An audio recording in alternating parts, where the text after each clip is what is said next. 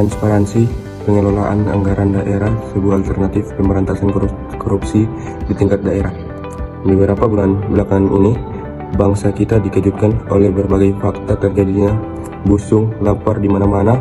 Belum lagi persoalan itu berakhir menjadi buah bibir masyarakat. Muncul lagi fakta lain yang cukup mengenaskan, yaitu terjadinya wabah polio di negeri ini. Negeri yang katanya kaya raya, tapi sayangnya masyarakatnya mengalami berbagai penderitaan sebagai akibat dari kemiskinan yang berkepanjangan. Dalam lingkup ilmu politik dijelaskan bahwa rakyat memberi mandat kepada para politisi, yaitu pemerintah dan DPRD, melalui proses pemilu. Kemudian para politisi mentranslasikan mandat tersebut dalam bentuk kebijakan publik dan program yang memberi manfaat bagi pemilih, yaitu masyarakat, yang direfleksikan dalam bentuk anggaran. Berdasarkan hal tersebut dapat dilihat bahwa tujuan filosofis dari anggaran dan penganggaran daerah adalah diperuntukkan atau berpihak kepada rakyat, dari rakyat, oleh rakyat, dan untuk rakyat. B. Anggaran dan penganggaran daerah.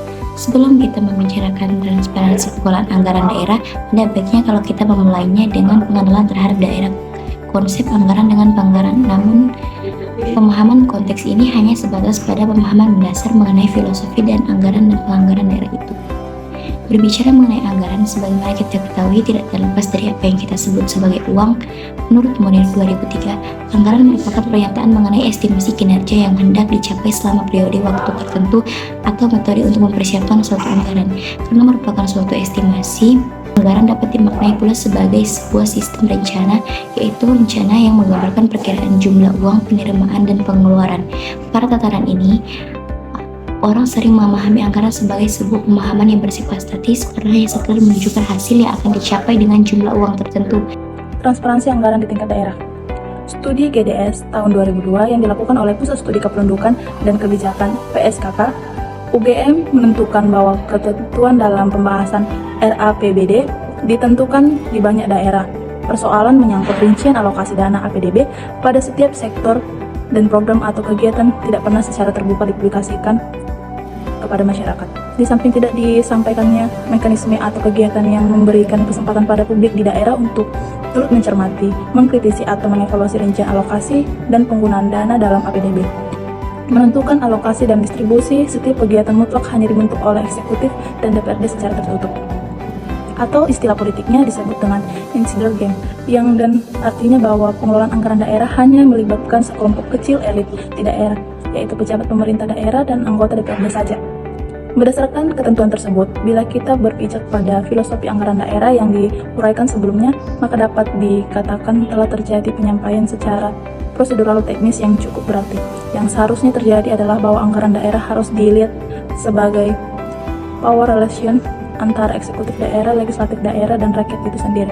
Bagi Pemda, DPRD merumuskan dan melegalitas kebijakan dengan menjamin komunikasi yang transparan dengan rakyat agar rumusan kebijakan tidak terlampau berbeda dengan apa yang dikehendaki oleh rakyat. Sedangkan bagi rakyat adalah turut berpartisipasi dan memantau arah dari prioritas kebijakan yang dibuat pemerintah daerah DPRD 1 tahun mendatang, yang dinyatakan dalam bentuk mengisyaratkan bahwa pengelolaan anggaran daerah yang terwujud dalam bentuk adanya transparansi. Selanjutnya, harus pula ada aturan main yang jelas dan tegas dengan maksud agar prinsip oleh rakyat bisa ditegakkan dan akuntabilitas yang dilakukan oleh pembuat kebijakan betul-betul sejalan dengan prinsip untuk rakyat. Pengenalan seperti itu sungguh berdasarkan bagi kita untuk mengatakan bahwa langkah awal untuk menciptakan pengelolaan anggaran daerah yang baik dan dapat dipertanggungjawabkan dalam rangka mencegah atau mengurangi terjadinya praktek korupsi penggunaan anggaran daerah di lingkungan eksekutif dan legislatif daerah.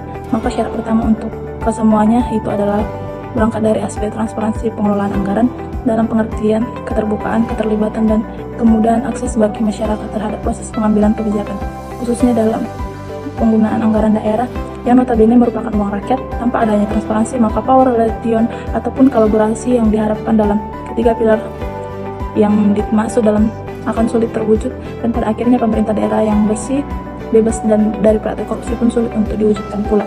Secara teoritis, transparansi dikatakan oleh Wiyanto sebagai kepemilikan akses terhadap informasi mengenai penyelenggaraan pemerintah, termasuk informasi mengenai kebijakan publik, alokasi anggaran, hasil pengawasan, dan apapun yang terjadi di lembaga pemerintahan dan DPR.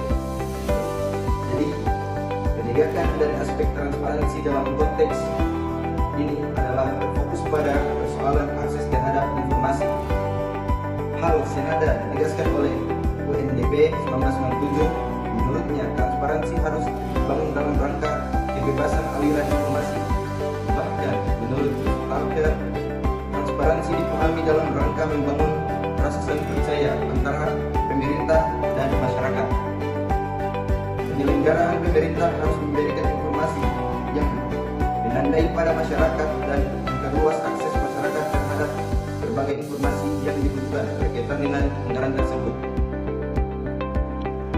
Kemudahan bagi masyarakat memperoleh informasi tentang apapun yang dilakukan oleh pemerintah termasuk DPRD. Sebagaimana dikemukakan di atas, pada intinya bertujuan agar masyarakat dapat menjalankan peran kontrol yang maksimal terhadap